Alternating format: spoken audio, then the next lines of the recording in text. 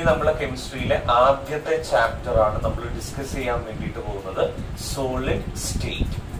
വളരെ ഇമ്പോർട്ടന്റ് ആയ കുറച്ച് 3D ഇമാജിനേഷൻ ഒക്കെ ഉള്ളത് കൊണ്ടാണ് ഞാനിത് അവസാനത്തേക്ക് വെച്ചത്. നമ്മൾ ഡിസ്കസ് ചെയ്യുന്ന ചാപ്റ്റർ ആണ് സോളിഡ് സ്റ്റേറ്റ്. റെഡി? ബേസിക്കലി നമ്മൾ പറയാറുണ്ട്, നമ്മുടെ എല്ലാ സ്റ്റേറ്റ്സ് ഓഫ് മാറ്ററും, നമ്മുടെ ചുറ്റുപാടുമുള്ള എല്ലാ വസ്തുക്കളെയും മാറ്ററുകളെയും നമ്മൾ 4ആയിട്ടാണ് തരംതിരിക്കാറ്: സോളിഡ്, ലിക്വിഡ്, ഗ്യാസ്, പ്ലാസ്മ.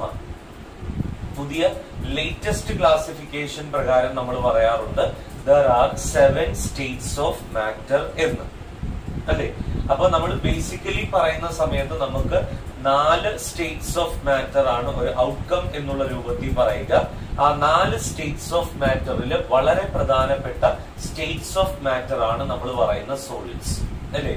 സോളിഡ്സിന് നമ്മൾ കാണുന്ന വളരെ ഇമ്പോർട്ടന്റ് ആയ പ്രത്യേകത ഇതാണ്: every solids which possess rigidity. എല്ലാ സോളിഡുകളും റിജിഡ് ആണ്. സോളിഡുകൾക്ക് റിജിഡിറ്റി വരാനുള്ള കാരണം, അല്ലെങ്കിൽ solids that can be possess rigidity due to the presence of definite shape and definite volume. എല്ലാ സോളിഡുകൾക്കും ഒരു ഡെഫിനിറ്റ് ആയ ഷേപ്പും ഒരു ഡെഫിനിറ്റ് ആയ വോളിയവും ഉള്ളത് കൊണ്ടാണ് എല്ലാ സോളിഡുകളും എന്ത് കാണിക്കുന്നേ? റിജിഡിറ്റി കാണിക്കുന്നത്. ഏത് സോളിഡുകൾ മക്കൾ എടുത്ത് നോക്കിക്കഴിഞ്ഞാലും സോളിഡുകളെല്ലാം തന്നെ റിജിഡ് ആണ്. സോളിഡുകളുടെ റിജിഡിറ്റിക്ക് കാരണം എല്ലാ സോളിഡുകൾക്കും ഒരു ഡെഫിനിറ്റ് ആയ ഷേപ്പും ഒരു ഡെഫിനിറ്റ് ആയ വോളിയവും ഉണ്ട്. ക്ലിയർ? ഇനി അതിനുള്ള കാരണം എന്ന് പറയുന്നത് ഇതാണ്: every solid containing particles are closely packed. ഏതൊരു സോളിഡ് എടുത്ത് നോക്കിക്കഴിഞ്ഞാലും ആ സോളിഡിനകത്തുള്ള പാർട്ടിക്കിളുകളെല്ലാം തന്നെ ക്ലോസ്ലി പാക്ഡ് ആണ്. There is a strong force of attraction.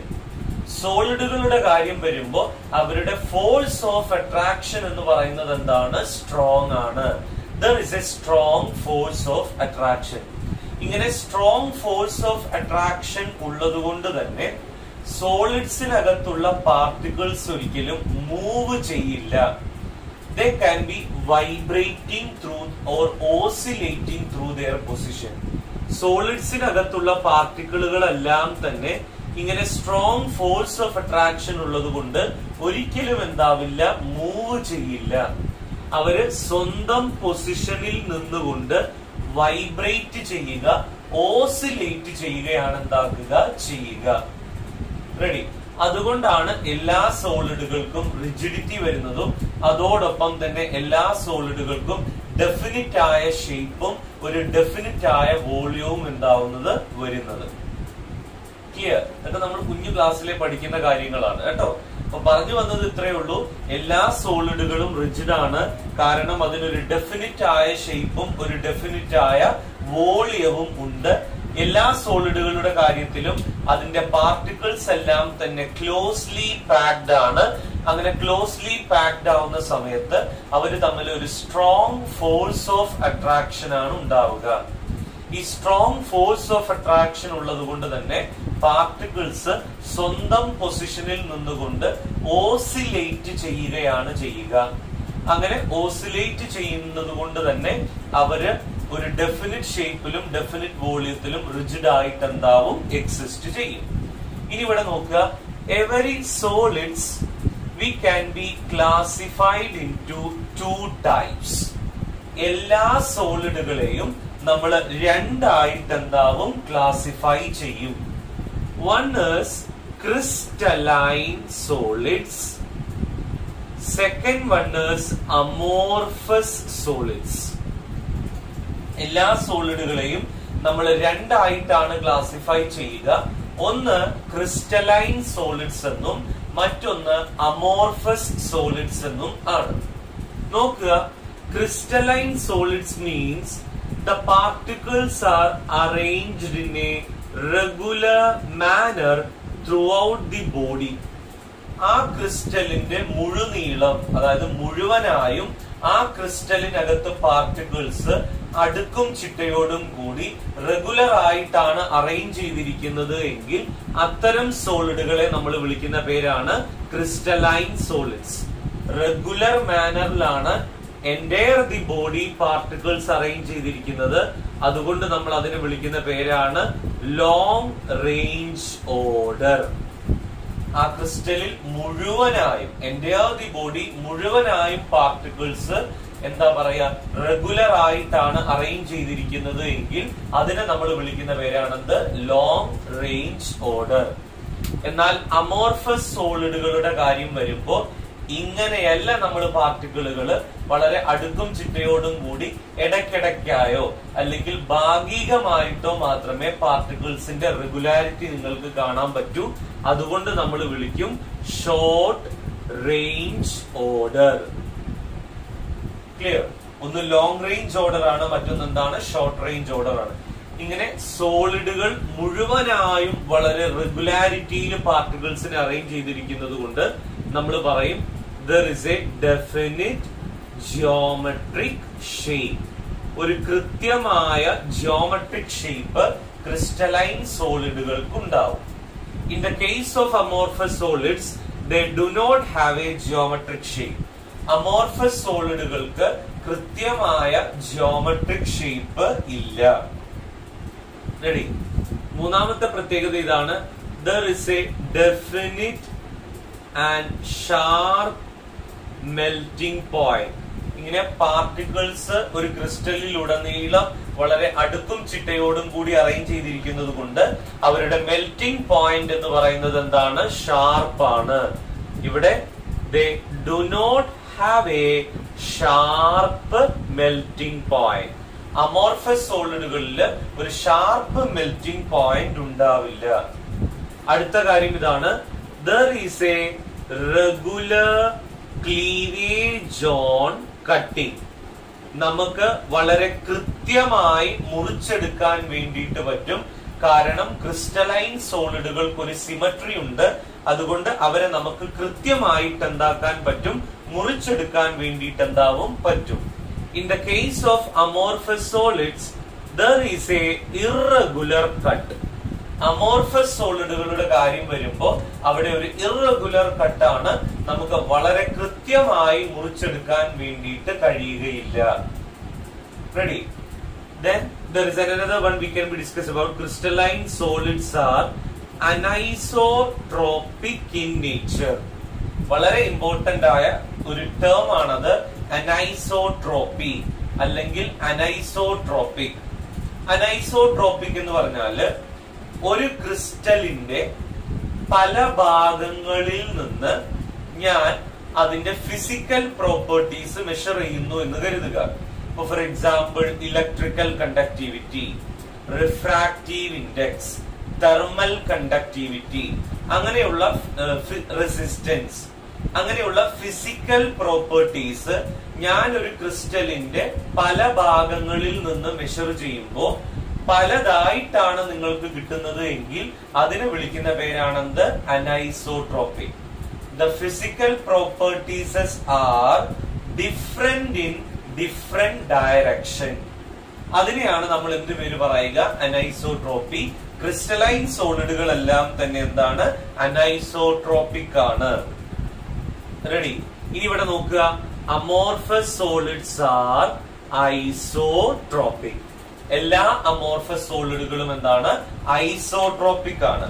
Isotropic എന്ന് പറഞ്ഞാല് ഒരു സോളിഡിന്റെ പല പല ഭാഗങ്ങളിൽ നിന്ന് അതിന്റെ ഫിസിക്കൽ പ്രോപ്പർട്ടീസ് മെഷർ ചെയ്യുന്ന സമയത്ത് the physical properties are same in different direction.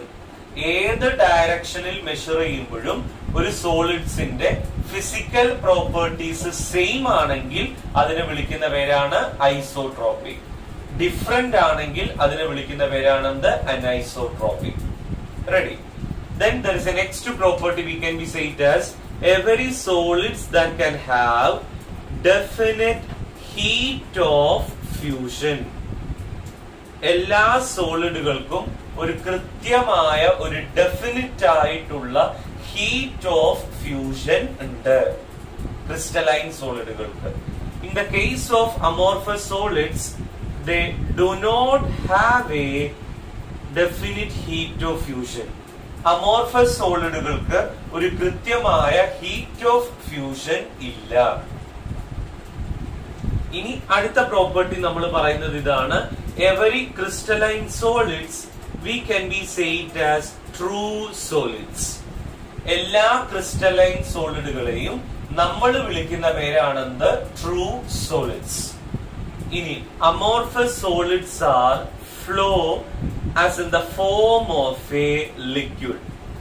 amorphous സോളിഡുകള് ലിക്വിഡ് പോലെ ഫ്ലോ ചെയ്യാൻ വേണ്ടിയിട്ട് എന്താവും? തുടങ്ങും. അതുകൊണ്ട് തന്നെ അമോർഫസ് സോളിഡുകളെ നമ്മൾ വിളിക്കുന്ന പേരാണ് സ്യൂഡോ സോളിഡ്സ് അല്ലെങ്കിൽ സൂപ്പർ കൂൾഡ് ലിക്വിഡ്സ്. അമോർഫസ് സോളിഡുകള് ലിക്വിഡ് പോലെ എന്താവും? ഫ്ലോ ചെയ്യും. അങ്ങനെ ലിക്വിഡ് പോലെ ഫ്ലോ ചെയ്യുന്നത് കൊണ്ട് അമോർഫസ് സോളിഡുകളെ നമ്മൾ വിളിക്കുന്ന പേരാണ് സ്യൂഡോ സോളിഡ്സ് അല്ലെങ്കിൽ സൂപ്പർ കൂൾഡ് ലിക്വിഡ്സ്. ക്ലിയർ? അപ്പൊ നോക്കുക, ഒരു സോളിഡിന്റെ മുഴുനീളം അതിന്റെ പാർട്ടിക്കിളുകളെല്ലാം റെഗുലർ ഓർഡറിലാണ് അറേഞ്ച് ചെയ്തിരിക്കുന്നത് എങ്കിൽ അതാണ് crystalline solids long range order.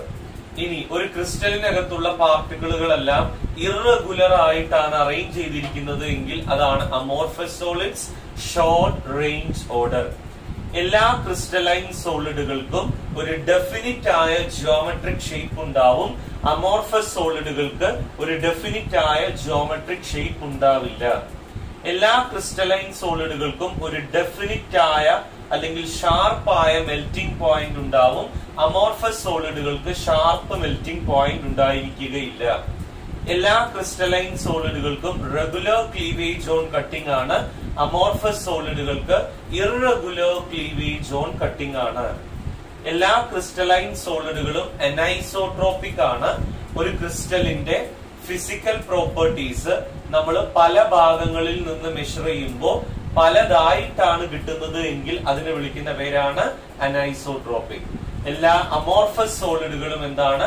Isotropic ആണ്. ഇനി എല്ലാ ക്രിസ്റ്റലൈൻ സോളിഡുകൾക്കും ഡെഫിനിറ്റ് ഹീറ്റ് ഓഫ് ഫ്യൂഷൻ ഉണ്ട്. എന്നാൽ എല്ലാ അമോർഫസ് സോളിഡുകൾക്കും ഒരു കൃത്യമായ ഹീറ്റ് ഓഫ് ഫ്യൂഷൻ ഇല്ല. മറ്റൊന്ന്, എല്ലാ ക്രിസ്റ്റലൈൻ സോളിഡുകളെയും നമ്മൾ വിളിക്കുന്ന പേരാണ് ട്രൂ സോളിഡ്സ്. എല്ലാ അമോർഫസ് സോളിഡുകളും ലിക്വിഡ് പോലെ ഫ്ലോ ചെയ്യുന്നത് കൊണ്ട് അതിനെ വിളിക്കുന്ന പേരാണ് സ്യൂഡോ സോളിഡ്സ് അല്ലെങ്കിൽ സൂപ്പർ കൂൾഡ് ലിക്വിഡ്സ്. ഇനി ക്രിസ്റ്റലൈൻ സോളിഡുകൾക്ക് നമ്മൾ പറയുന്ന എക്സാമ്പിൾ ആണ് സോഡിയം ക്ലോറൈഡ്, ലിഥിയം ക്ലോറൈഡ്. ഇതൊക്കെ നമുക്ക് ക്രിസ്റ്റലൈൻ സോളിഡുകൾക്ക് എക്സാമ്പിൾ ആയിട്ട് പറയാൻ വേണ്ടി പറ്റുന്നതാണ്. അമോർഫസ് സോളിഡുകൾക്ക് നമ്മൾ പറയുന്ന എക്സാമ്പിൾ ആണ് ഗ്ലാസ്, റബ്ബർ, പ്ലാസ്റ്റിക്. ഇതെല്ലാം തന്നെ അമോർഫസ് സോളിഡുകൾക്ക് എക്സാമ്പിൾ ആണ്. റെഡി? ഇതില് ചില സമയത്ത് ചോദിക്കാറുണ്ട്, അതായത് അല്ലെങ്കിൽ ഈ നല്ല പഴക്കം ചെന്ന ധാരാളം കാലങ്ങൾ കഴിഞ്ഞിട്ടുള്ള ഒരു വീടിന്റെ ജനൽ ചില്ലിന്റെ ഗ്ലാസ് നമ്മൾ നോക്കിക്കഴിഞ്ഞാല് ആ ജനൽ ചില്ലിന്റെ ഗ്ലാസിന്റെ താഴെ ഭാഗത്തിനായിരിക്കും, ഇവിടെ ഇങ്ങനെ നോക്കുവാണെങ്കിൽ താഴെ ഭാഗത്തിനായിരിക്കും കട്ടി കൂടുതല്, മുകൾ ഭാഗത്ത് കട്ടി കുറവായിരിക്കും. കാരണം the glasses are amorphous solids, they can be flow as in the form of a liquid. അങ്ങനെ ഫ്ലോ ചെയ്യുന്നത് കൊണ്ട് താഴെ ഭാഗത്തിനായിരിക്കും കട്ടി കൂടുതല്, മുകൾ ഭാഗത്തിന് എന്ത് കുറവായിരിക്കും? കട്ടി കുറവായിരിക്കും. കേട്ടോ? അതാണ് ഒരു എക്സാമ്പിൾ നമുക്ക് പറയാനുള്ളത്. ഈ നോക്കൂ, റബ്ബർ ആണെങ്കിലും പ്ലാസ്റ്റിക് ആണെങ്കിലും ചൂടാകുന്ന സമയത്ത്, ടെമ്പറേച്ചർ മാറുന്ന സമയത്ത് അത് ലിക്വിഡ് പോലെ ഫ്ലോ ചെയ്യാൻ വേണ്ടിയിട്ട് തുടങ്ങും. അതുകൊണ്ടാണ് നമ്മൾ അതിനെ സ്യൂഡോ സോളിഡ്സ് അല്ലെങ്കിൽ സൂപ്പർ കൂൾഡ് ലിക്വിഡ്സ് എന്ന് പറയാനുള്ള കാരണം. ഇതിൽ ഇമ്പോർട്ടന്റ് ആയ ഒരു എക്സാമ്പിൾ നമ്മൾ പറയുന്നത് ഇതാണ്, ഇത് ഓർത്തേക്കണം. This is amorphous silicon. Amorphous silicon വളരെ പെട്ടെന്ന് സൺലൈറ്റിനകത്ത് നിന്ന് ഇലക്ട്രിസിറ്റി എന്താക്കും? പ്രൊഡ്യൂസ് ചെയ്യും. സൺലൈറ്റിന്റെ സഹായത്താല് അമോർഫസ് സിലിക്കണുകൾ വളരെ പെട്ടെന്ന് തന്നെ ഇലക്ട്രിസിറ്റി എന്താക്കും, പ്രൊഡ്യൂസ് ചെയ്യും. അതുകൊണ്ട് തന്നെ amorphous silicons are used in photovoltaic cell, which means നമ്മൾ ഉപയോഗിക്കുന്ന അല്ലെങ്കിൽ സോളാർ സെല്ലുകളിൽ ഉപയോഗിക്കുന്നതാണ് അമോർഫസ് സിലിക്കൺ. അത് സൺലൈറ്റിന്റെ സഹായത്താൽ വളരെ പെട്ടെന്ന് ഇലക്ട്രിസിറ്റി എന്താക്കും, പ്രൊഡ്യൂസ് ചെയ്യും. ക്ലിയർ? സോളിഡുകൾ തമ്മിലുള്ള വ്യത്യാസം മനസ്സിലായി എന്ന് വിചാരിക്കുന്നു. ഞാൻ ഡിസ്കസ് ചെയ്തത് ഇതാണ്. എന്താണ് ക്രിസ്റ്റലൈൻ സോളിഡുകൾ തമ്മിലുള്ള വ്യത്യാസം, എന്താണ് അമോർഫസ് സോളിഡുകൾ തമ്മിലുള്ള വ്യത്യാസം. Again, there is a next thing. അടുത്ത കാര്യം നമ്മൾ ഡിസ്കസ് ചെയ്യാൻ വേണ്ടിയിട്ട് പോകുന്നത്, നമ്മൾ ഒന്നിലേക്ക് മാത്രം ഫോക്കസ് ചെയ്യുകയാ. We can be discuss about crystalline solids. നമ്മൾ ക്രിസ്റ്റലൈൻ സോളിഡുകളെ പറ്റി മാത്രമേ ഇനി ഈ ചാപ്റ്ററിന്റെ ഉടനീളം നമ്മൾ ഡിസ്കസ് ചെയ്യുള്ളൂ കേട്ടോ. നോക്കുക മക്കളെ, every crystalline solids we can be classified into 4. എല്ലാ ക്രിസ്റ്റലൈൻ സോളിഡുകളെയും നമുക്ക് 4ആയി തരംതിരിക്കാം. ഒന്നാമത്തേതാണ് കോവാലന്റ് സോളിഡ്സ്, രണ്ടാമത്തേതാണ് അയോണിക് സോളിഡ്സ്, മൂന്നാമത്തേതാണ് മെറ്റാലിക് സോളിഡ്സ്, നാലാമത്തേത് കുറച്ചധികം ഉള്ളത് കൊണ്ടാണ് ഞാൻ അവസാനത്തേക്ക് എഴുതിയത്. This is molecular solids. ഇതാണ് നമ്മൾ പറയുന്ന 4 തരം സോളിഡുകൾ. നോക്കുക, covalent solids, ionic solids, metallic solids, molecular solids. ഇതില് കോവാലന്റ് സോളിഡ്സ് എന്ന് പറഞ്ഞാല് in this solids the constituent particles are atoms. Covalent സോളിഡ്സിനകത്ത് നമ്മൾ കാണുന്ന പാർട്ടിക്കിളുകൾ എന്ന് പറയുന്നത് ആറ്റംസ് ആയിരിക്കും. റെഡി? ആറ്റംസ് ആയിരിക്കും ഇതിനകത്തുള്ള particles. These are held together by covalent bonding. ഈ ആറ്റങ്ങളെ തമ്മിൽ പരസ്പരം ചേർത്ത് നിർത്തിയിരിക്കുന്നത് കോവാലന്റ് ബോണ്ടിങ്ങിനാലാണ്. നോക്കണം, പറഞ്ഞത് കോവാലന്റ് സോളിഡ്സിനകത്തുള്ള കോൺസ്റ്റിറ്റ്യൂവന്റ് പാർട്ടിക്കിൾസ് എന്ന് പറയുന്നത് ആറ്റംസ് ആണ്. അതിനകത്തുള്ള പാർട്ടിക്കിളുകളെല്ലാം തന്നെ കോവാലന്റ് ബോണ്ടിങ്ങിനാലാണ് എന്താക്കിയിട്ടുള്ളത്, അറേഞ്ച് ചെയ്തിരിക്കുന്നത്. എല്ലാ കോവാലന്റ് സോളിഡുകൾക്കും they have very sharp and high melting point.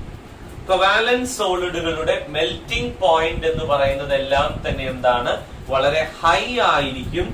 They are insulators. എല്ലാ കോവാലന്റ് സോളിഡുകളും എന്താണ്, ഇൻസുലേറ്ററുകളാണ്. എക്സാമ്പിൾ നോക്കണം, silica, silicon carbide, then diamond. മറ്റൊന്ന് നമ്മൾ പറയുന്നത് ഇതാണ് graphite. These are the examples. പക്ഷെ ഇവിടെ നിങ്ങൾ പ്രത്യേകം ശ്രദ്ധിക്കേണ്ട കാര്യം ഇതാണ്. In this case, graphite is an exceptional case. Graphite is a good conductor of electricity. എല്ലാവരും ഇൻസുലേറ്റേഴ്സ് ആണ് എന്ന് ഞാൻ പറഞ്ഞു.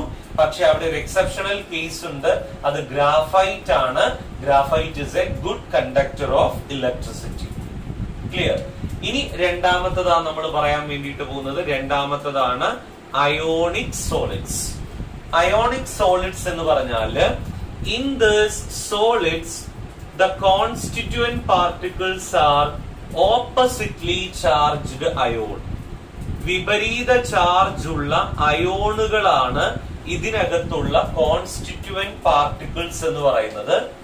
These ions are held together by electrostatic force of attraction അല്ലെങ്കിൽ അയോണിക് ഫോഴ്സ് ഓഫ് അട്രാക്ഷൻ.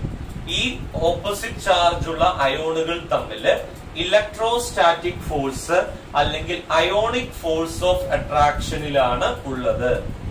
ഇവരും ഞാൻ നേരത്തെ പറഞ്ഞ പോലെ they are very high melting point. Ionic സോളിഡുകളുടെയും മെൽറ്റിംഗ് പോയിന്റ് എന്താണ്, വളരെ ഹൈ ആണ്. And they are insulators. Ionic സോളിഡുകളും ഇൻസുലേറ്റേഴ്സ് ആയിട്ടാണ് എന്താക്കുന്നേ, വർക്ക് ചെയ്യുന്നേ. പക്ഷെ അതിനൊരു പ്രത്യേകതയുണ്ട് പിള്ളേരെ, അതിതാണ് ഈ അയോണിക് സോളിഡുകള് മെൽറ്റഡ് ഉരുകിയ ഫോമിലോ മോൾട്ടൺ സ്റ്റേറ്റിലോ അല്ലെങ്കിൽ ലിക്വിഡ് ഫോമിലോ ആവുന്ന സമയത്ത് ദേ കണ്ടക്ട് ഇലക്ട്രിസിറ്റി. സോളിഡ് ആയിരിക്കുന്ന സമയത്ത് ഇവര് ഇൻസുലേറ്റർ ആണ്. പക്ഷെ അവര് ഉരുകിയിരിക്കുന്ന അവസ്ഥയിൽ മോൾട്ടൺ സ്റ്റേറ്റിലോ ലിക്വിഡ് ഫോമിലോ അത് ഇലക്ട്രിസിറ്റിയെ എന്താക്കുന്നുണ്ട്, കണ്ടക്ട് ചെയ്യുന്നുണ്ട്. അയോണിക് സോളിഡിന്റെ എക്സാമ്പിൾ ആണ് സോഡിയം ക്ലോറൈഡ്. മറ്റൊരു എക്സാമ്പിൾ ആണ് നമ്മൾ പറയുന്ന സിങ്ക് സൾഫൈഡ്. റെഡി.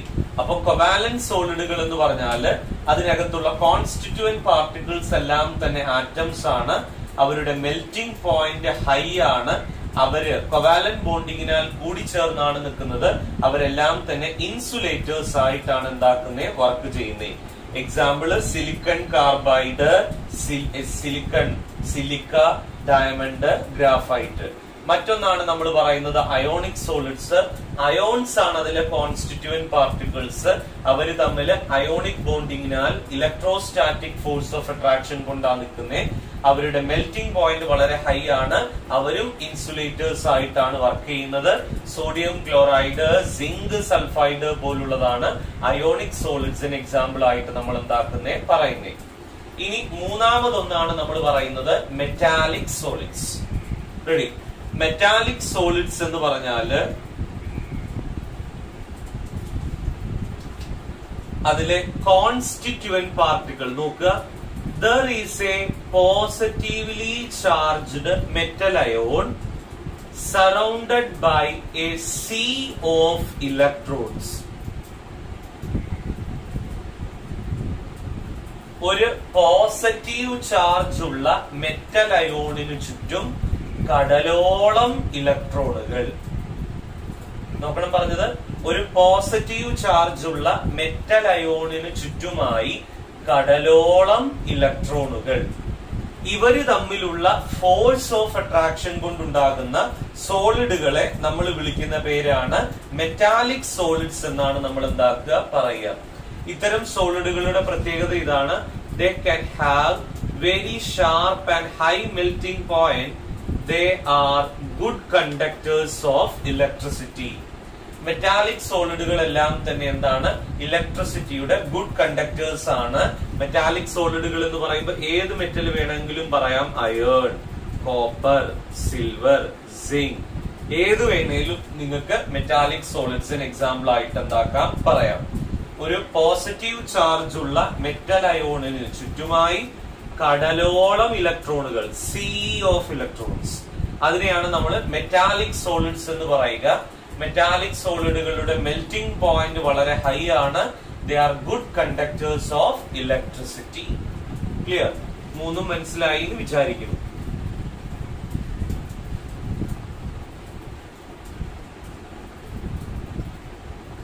ഇനി ഞാൻ പറഞ്ഞു വളരെ ഡീറ്റെയിൽഡ് ആയിട്ട് നമുക്ക് ഡിസ്കസ് ചെയ്യേണ്ട ഒരു കാറ്റഗറി ഉണ്ട്, നമ്മുടെ അവസാനത്തേത്. അതാണ് നമ്മൾ പറയുന്ന മോളിക്യുലാർ സോളിഡ്സ്. നോക്കൂ, മോളിക്യുലാർ സോളിഡ്സ് എന്ന് പറഞ്ഞാല് അതിന്റെ കോൺസ്റ്റിറ്റ്യൂവന്റ് പാർട്ടിക്കിൾസ് എന്ന് പറയുന്നത് എന്തായിരിക്കും, മോളിക്യൂൾസ് ആയിരിക്കും. വാലന്റ് സോളിഡ്സിന്റെ അകത്ത് കോൺസ്റ്റിറ്റ്യൂവന്റ് പാർട്ടിക്കിൾസ് എന്തായിരുന്നു, ആറ്റംസ്. അയോണിക് സോളിഡ്സിനകത്ത് കോൺസ്റ്റിറ്റ്യൂവന്റ് പാർട്ടിക്കിൾസ് എന്തായിരുന്നു, അയോൺസ്. മെറ്റാലിക് സോളിഡ്സിനകത്ത് കോൺസ്റ്റിറ്റ്യൂവന്റ് പാർട്ടിക്കിൾ എന്തായിരുന്നു, ഒരു പോസിറ്റീവ് ചാർജ് ഉള്ള മെറ്റൽ അയോണും അതിനു ചുറ്റുമായി കടലോളം ഇലക്ട്രോണുകളും. ഇനി മോളിക്കുലാർ സോളിഡ്സ് എന്ന് പറഞ്ഞാല് അതിനകത്തുള്ള കോൺസ്റ്റിറ്റ്യൂവന്റ് പാർട്ടിക്കിൾസ് എന്ന് പറയുന്നത് എന്താണ്, മോളിക്യൂൾസ് ആണ്. ഈ മോളിക്യൂളുകളുടെ നേച്ചറിനനുസരിച്ച് നമുക്ക് മോളിക്കുലാർ സോളിഡുകളെ മൂന്നായിട്ട് ക്ലാസിഫൈ ചെയ്യാം. ഒന്ന് non polar molecular solids, polar molecular solids, hydrogen bonded molecular solids. മോളിക്യൂളുകളുടെ സ്വഭാവത്തിനനുസരിച്ച് മോളിക്കുലാർ സോളിഡുകളെ നമുക്ക് മൂന്നായിട്ട് കൺസിഡർ ചെയ്യാം. Non polar molecular solids, polar molecular solids, hydrogen bonded molecular solids. ഇതില് നോൺ പോളാർ മോളിക്കുലാർ സോളിഡ്സ് എന്ന് പറഞ്ഞാല് the non-polar nature containing molecules are held together by London force or dispersion force. Non-polar സ്വഭാവമുള്ള മോളിക്യൂളുകൾ തമ്മിൽ London force അല്ലെങ്കിൽ dispersion force കൊണ്ട് join ചെയ്തുണ്ടാകുന്ന സോളിഡുകളാണ് നോൺ പോളാർ മോളിക്കുലാർ സോളിഡ്സ് എന്നുള്ള പേരിൽ എന്താക്കുക പറയുക. റെഡി? ഈ നോൺ പോളാർ മോളിക്കുലാർ സോളിഡുകളെല്ലാം തന്നെ സോഫ്റ്റ് ആണ്. ഇവരുടെ മെൽറ്റിംഗ് പോയിന്റ് എന്ന് പറയുന്നത് എന്താണ്? ലോ ആണ്. They will be acts as a insulators. ഈ നോൺ പോളാർ മോളിക്കുലാർ സോളിഡുകളെല്ലാം തന്നെ ഇൻസുലേറ്റേഴ്സ് ആയിട്ടാണ് എന്താക്കുക? ആക്ട് ചെയ്യുക. Example carbon tetrachloride, iodine, hydrogen, then argon. ഇതെല്ലാം തന്നെ നോൺ പോളാർ മോളിക്കുലാർ സോളിഡ്സിന് എക്സാമ്പിൾ ആണ്. നോൺ പോളാർ ആയ മോളിക്യൂളുകൾ തമ്മിൽ ലണ്ടൻ ഫോഴ്സ് കൊണ്ടോ ഡിസ്പേർഷൻ ഫോഴ്സ് കൊണ്ടോ ജോയിൻ ചെയ്തുണ്ടാകുന്ന സോളിഡുകളാണ് നോൺ പോളാർ മോളിക്കുലാർ സോളിഡ്സ്. ഇനി രണ്ടാമത്തെ കാറ്റഗറിയാണ് മോളിക്കുലാർ സോളിഡ്സ്. ഓൾറെഡി നിങ്ങൾക്കറിയാം പോളാർ മോളിക്കുലാർ സോളിഡ്സ് എന്ന് പറഞ്ഞാല് these are the polar molecules are held together by dipole interaction. പോളാർ സ്വഭാവമുള്ള മോളിക്യൂളുകൾ തമ്മിൽ ഡൈപോൾ ഇന്ററാക്ഷനാൽ ജോയിൻ ചെയ്തുണ്ടായിരിക്കുന്ന സോളിഡുകളാണ് പോളാർ മോളിക്കുലാർ സോളിഡ്സ്. ഈ പോളാർ മോളിക്കുലാർ സോളിഡുകളുടെ പ്രത്യേകത ഇതാണ്. Polar molecular solids that can have low melting point, they will be acts as a insulators. Polar molecular സോളിഡുകൾക്കും മെൽറ്റിംഗ് പോയിന്റ് എന്ന് പറയുന്നത് എന്താണ്? ലോ ആണ്. അതും ഇൻസുലേറ്റേഴ്സ് ആയിട്ടാണ് എന്താവുക? വർക്ക് ചെയ്യുക. എക്സാമ്പിൾ ആണ് HCl, SO2. These are the examples for polar molecular solids. അങ്ങനെയാണെങ്കിൽ ഇനി അടുത്തത് നിങ്ങളൊന്ന് പറയാൻ ശ്രമിച്ചു നോക്കൂ. What is mean by hydrogen bonded molecular solids? എന്തായിരിക്കും അങ്ങനെ പറഞ്ഞാല്? The molecules are held together by hydrogen bonding. Molecules തമ്മിൽ പരസ്പരം കൂടിച്ചേർന്നിരിക്കുന്നത് ഹൈഡ്രജൻ ബോണ്ടിങ്ങിനാലാണെങ്കിൽ അതിനെയാണ് നമ്മൾ എന്ത് പേര് വിളിക്കുക? Hydrogen bonding molecular substances. Ready? ഇത്തരം സോളിഡുകളുടെ പ്രത്യേകത എന്ന് പറയുന്നത് ഹൈഡ്രജൻ ബോണ്ടഡ് ആയതുകൊണ്ട് തന്നെ these are hard molecular solids. They have a low melting point. They will be acts as a insulators. Hydrogen bonded molecular സോളിഡുകൾ എല്ലാം തന്നെ എന്താണ്? വളരെ ഹാർഡർ ആണ്. മോളിക്യൂൾസ് തമ്മിൽ ഹൈഡ്രജൻ ബോണ്ടിങ്ങിനാലാണ് ജോയിൻ ചെയ്തിരിക്കുന്നത്. ഇത്തരം ഹൈഡ്രജൻ ബോണ്ടഡ് മോളിക്കുലാർ സോളിഡ്സിന്റെ മെൽറ്റിംഗ് പോയിന്റ് എന്ന് പറയുന്നത് എന്താണ്? ലോ ആണ്. They will be acts as a insulators. അവര് ഇൻസുലേറ്റേഴ്സ് ആയിട്ടാണ് എന്താക്കുക? ആക്ട് ചെയ്യുക. എക്സാമ്പിൾ ആണ് water in the form of ice. Then there is another example is ammonia. ഇതാണ് നമ്മൾ പറയുന്ന ഹൈഡ്രജൻ ബോണ്ടഡ് മോളിക്കുലാർ സോളിഡ്സ്. മൂന്നും മനസ്സിലായി എന്ന് വിചാരിക്കുന്നു. ഇതാണ് നമ്മൾ പറയുന്ന molecular solids. Clear? Then there is a next thing. അടുത്ത കാര്യം ഞാൻ ഇനി നിങ്ങൾക്ക് ഡിസ്കസ് ചെയ്യാൻ വേണ്ടിയിട്ട് പോണത്. ക്ലിയർ ആണുണ്ടല്ലോ ഇത്? അപ്പൊ നമ്മൾ ആദ്യം സോളിഡുകളെ ക്രിസ്റ്റലൈൻ സോളിഡുകൾ എന്നും അമോർഫസ് സോളിഡുകൾ എന്നും വേർതിരിച്ചു. അതിലെ ക്രിസ്റ്റലൈൻ സോളിഡുകളെ പറ്റിയാണ് നമ്മൾ ഈ ചാപ്റ്ററിൽ പഠിക്കുന്നത് എന്ന് പറഞ്ഞു. അതിനെ നമ്മൾ 4 ആയി വേർതിരിച്ചു. Covalent molecular solids, ionic molecular solids, metallic molecular solids, then എന്താ പറയുക മോളിക്കുലാർ സോളിഡ്സ് അല്ലെ. അങ്ങനെ നമ്മൾ 4 ആയിട്ട് അതിനെ എന്താക്കി ഈ പറയുന്ന ക്രിസ്റ്റലൈൻ സോളിഡുകളെ വേർതിരിച്ചു. ഇനി ഈ ഒരു സോളിഡ് സ്റ്റേറ്റ് പഠിക്കുമ്പോൾ ഇതറിഞ്ഞാൽ മാത്രമേ ഈ ചാപ്റ്റർ നിങ്ങൾ പഠിക്കുന്നത് കൊണ്ട് ഗുണമുള്ളൂ. അതിതാണ് ദിസ് ഈസ് ക്രിസ്റ്റലൈൻ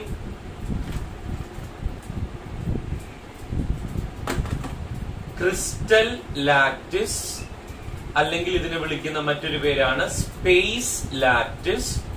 വേറെ ഒരു ടേം ഉള്ളത് ഇതാണ്, യൂണിറ്റ് സെൽ.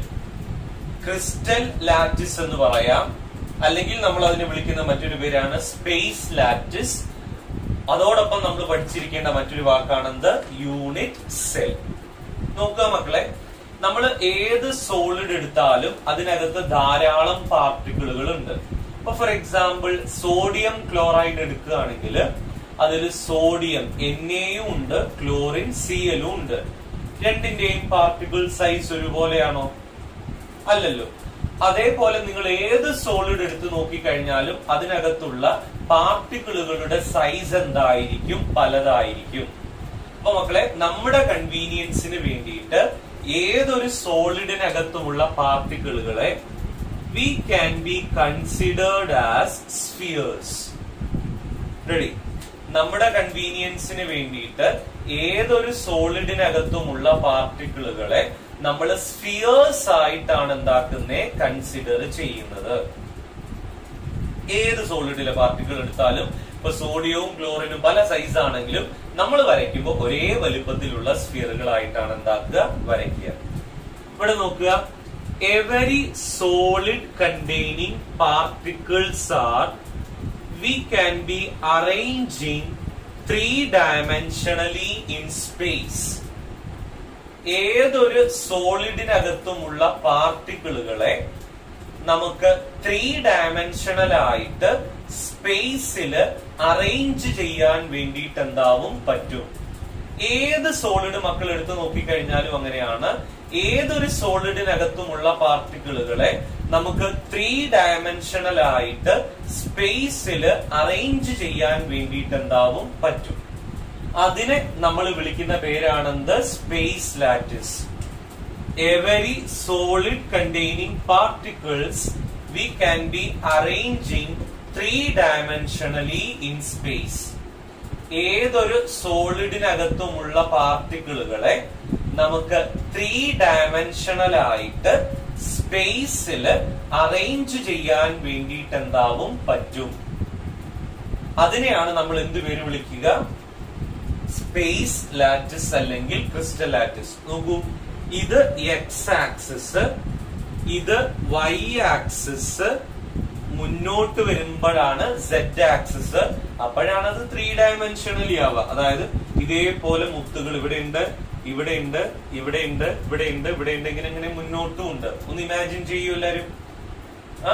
ഇതിപ്പോ 2 ഡയമെൻഷണൽ അല്ലേടാ ബോർഡിൽ വരയ്ക്കുമ്പോ. ഇതേപോലുള്ള മുത്തുകൾ മുന്നോട്ടുകൂടി വരുമ്പോഴാണ് അതെന്താവുക, 3 ഡയമെൻഷണൽ ആവുക. ഇങ്ങനെ ഏതൊരു സോളിഡിനകത്തുമുള്ള പാർട്ടിക്കിളുകളെ നമുക്ക് 3 ഡയമെൻഷണൽ ആയിട്ട് സ്പേസിൽ അറേഞ്ച് ചെയ്യാം. അതിനെ വിളിക്കുന്ന പേരാണെന്ത്, സ്പേസ് ലാറ്റിസ്.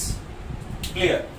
ഇതില് ഈ സ്പേസ് ലാറ്റിസിലെ ഓരോ സ്ഫിയറുകളെയും നമ്മൾ വിളിക്കുന്ന പേരാണ് ലാറ്റിസ് പോയിന്റ്. ഈ ഓരോ സ്ഫിയറുകളെയും നമ്മൾ വിളിക്കുന്ന പേരാണെന്ത്, ലാറ്റിസ് പോയിന്റ് എന്നാണ് നമ്മൾ എന്താക്കുക, വിളിക്കുക. ഈ ലാറ്റിസ് പോയിന്റുകളെ തമ്മിൽ നമ്മൾ കൂട്ടിച്ചേർത്ത് വരയ്ക്കുന്ന സമയത്ത്, ലൈൻ ഉപയോഗിച്ച് കൂട്ടിച്ചേർത്ത് വരയ്ക്കുന്ന സമയത്ത് we can be getting the geometry of the lattice. ഈ ലാറ്റിസ് പോയിന്റുകളെ തമ്മിൽ ലൈൻസ് ഉപയോഗിച്ച് നമ്മൾ കൂട്ടിച്ചേർത്ത് വരയ്ക്കുന്ന സമയത്ത് നമുക്ക് ആ ക്രിസ്റ്റലിന്റെ ജിയോമെട്രി എന്താവും കിട്ടും. ഇത് SOS കളിക്കുമല്ല കേട്ടോ. നമുക്ക് എങ്ങനെ വേണേലും ഇതിനെ ജോയിൻ ചെയ്തൂടെ മക്കളെ? ഇപ്പൊ ഞാൻ ഇങ്ങനെ വരച്ചാൽ വേറൊരു ഫോമാറ്റ് ആവും. നിങ്ങൾക്ക് എങ്ങനെ വേണമെങ്കിലും ഈ ലാറ്റിസ് പോയിന്റുകളെ തമ്മിൽ ജോയിൻ ചെയ്യാം. ഇങ്ങനെ ലാറ്റിസ് പോയിന്റുകളെ തമ്മിൽ ലൈൻ ഉപയോഗിച്ച് ജോയിൻ ചെയ്യുന്ന സമയത്ത് നമുക്ക് കിട്ടുന്നതാണ് അതിന്റെ ജിയോമെട്രി എന്നുള്ള പേരിൽ എന്താക്കുന്നേ പറയുന്നേ. ക്ലിയർ? ഇനി ഇവിടെ നോക്കൂ, ഞാൻ ഈ സ്പേസ് ലാറ്റിസിന്റെ ഒരു കുഞ്ഞു കഷണം മുറിച്ചെടുത്തു. ഈ ഒരു സ്പേസ് ലാറ്റിസിന്റെ ഒരു കുഞ്ഞു കഷണം എന്താക്കി മുറിച്ചെടുത്തു. എന്തായിരിക്കും അതിന്റെ രൂപം? മക്കള് നോക്കണം, ഇവിടെയൊക്കെ ഇങ്ങനെ സ്ഫിയേഴ്സ് ഉണ്ട് കേട്ടോ.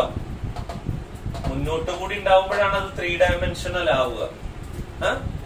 അങ്ങനെയുള്ള ഒരു 3 ഡയമെൻഷണൽ ആയ സ്പേസ് ലാറ്റിസിന്റെ, ക്രിസ്റ്റൽ ലാറ്റിസിന്റെ ഒരു കുഞ്ഞു കഷണം ഞാൻ എന്താക്കി മുറിച്ചെടുത്തു. ഏതൊരു സ്പേസ് ലാറ്റിസിന്റെ അല്ലെങ്കിൽ ക്രിസ്റ്റൽ ലാറ്റിസിന്റെ ഒരു കുഞ്ഞു കഷണം മുറിച്ചെടുത്താൽ നമുക്കൊരു ക്യൂബ് പോലെയാണ് കിട്ടുക. The smallest repeating portion of a space lattice, it is called the unit cell. ഒരു സ്പേസ് ലാറ്റിസിന്റെ കുഞ്ഞു കഷണത്തെ നമ്മൾ വിളിക്കുന്ന പേരാണെന്ത്? Unit cell. നമ്മളൊരു സ്പേസ് ലാറ്റിസിന്റെ കുഞ്ഞു കഷണം മുറിച്ചെടുത്താൽ അതൊരു ക്യൂബിന്റെ പരുവത്തിലാണ് ഉണ്ടാവുക. ആ കുഞ്ഞു കഷണത്തെ നമ്മൾ വിളിക്കുന്ന പേരാണെന്ത്? Unit cell. ക്യൂബ് വരയ്ക്കാൻ അറിയില്ല എല്ലാവർക്കും?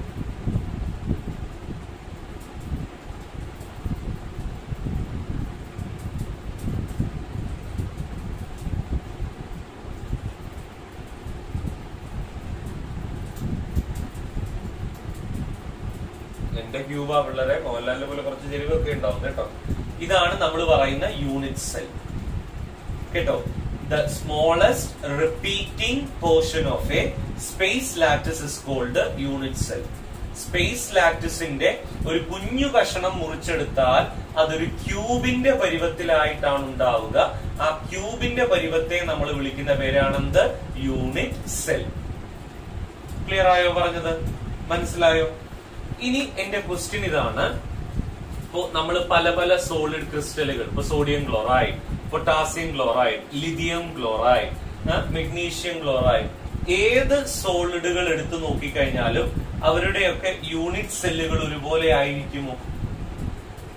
ഞാൻ ഈ പറയുന്ന എല്ലാ സോളിഡുകൾ മുറിച്ചെടുക്കുമ്പോഴും അവരുടെ എല്ലാത്തിന്റെയും യൂണിറ്റ് സെല്ലുകൾ ഒരുപോലെ ആയിരിക്കുമോ?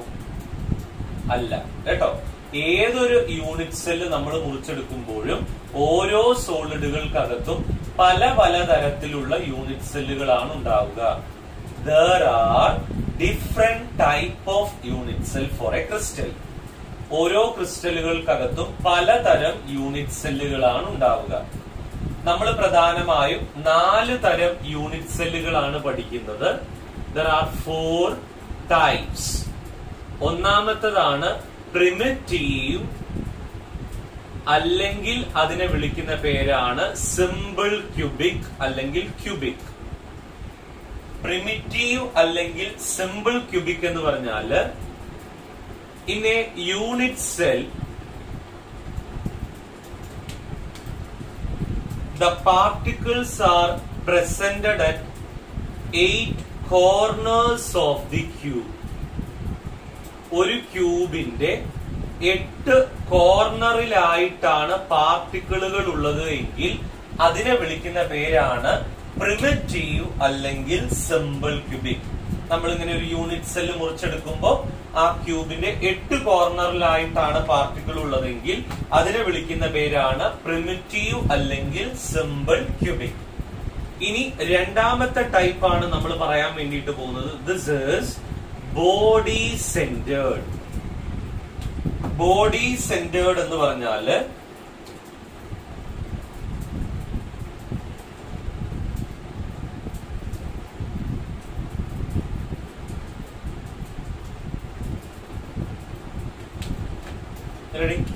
in a unit cell the particles are presented at 8 corners and 1 at the body center. Body centred എന്ന് പറയുമ്പോൾ പാർട്ടിക്കിളുകൾ ഒരു ക്യൂബിന്റെ 8 കോർണറിലായിട്ടും അതോടൊപ്പം ബോഡിയുടെ സെന്ററിലായിട്ടുമാണ് കാണുന്നത് എങ്കിൽ അതിനെ വിളിക്കുന്ന പേരാണെന്ത്? Body centre. 8 കോർണറിലും ക്യൂബിന്റെ നടുക്ക്, ഒത്ത നടുക്കായിട്ടുമാണ് പാർട്ടിക്കിൾ ഉള്ളത് എങ്കിൽ അതിനെ വിളിക്കുന്ന പേരാണെന്ത്? Body centred. ഇനി മൂന്നാമത്തേതാണ് മക്കളെ, this is face centred.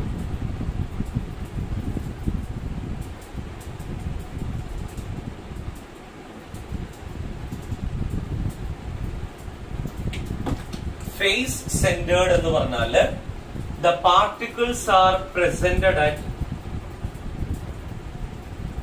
8 corners പാർട്ടിക്കിളുകൾ ഒരു ക്യൂബിന്റെ 8 കോർണറിലും അതോടൊപ്പം സെന്റർ ഓഫ് ഈച്ച് ഫേസസ്. ഒരു ക്യൂബിന് എത്ര ഫേസ് ഉണ്ടോ? 6 കേട്ടോ.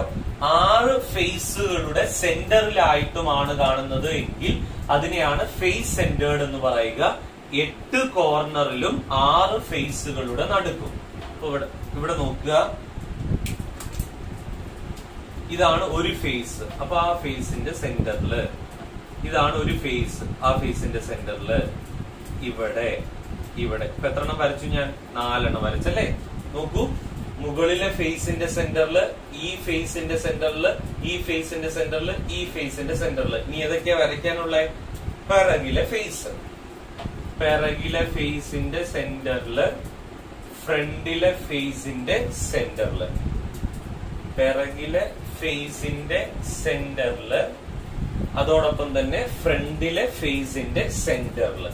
ഇങ്ങനെ 8 കോർണറിലും 6 ഫേസുകളുടെ സെന്ററിലുമായിട്ടാണ് പാർട്ടിക്കിളുകളെ കാണുന്നത് എങ്കിൽ അതിനെ വിളിക്കുന്ന പേരാണെന്ത്? Face centre.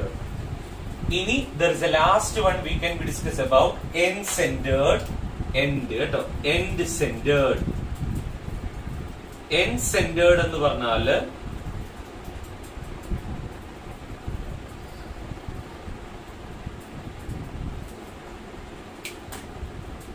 the particles are seen at 8 corners of the cube.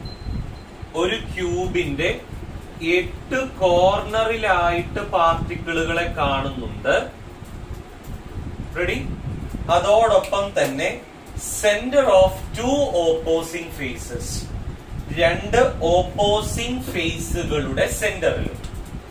8 കോർണറിലായിട്ടും കാണും, 2 ഏതെങ്കിലും 2, ഒന്നുകിൽ ഇത് 2 അല്ലെങ്കിൽ ഇത് 2 അല്ലെങ്കിൽ ഇത് 2, ഇത് 2. ഒരു ക്യൂബിന്റെ 2 ഓപ്പോസിംഗ് ഫേസുകളുടെ സെന്ററിലായിട്ടും 8 കോർണറിലായിട്ടുമാണ് പാർട്ടിക്കിളുകളെ കാണുന്നതെങ്കിൽ അതിനെ വിളിക്കുന്ന പേരാണെന്ത്? End centred. ക്ലിയർ?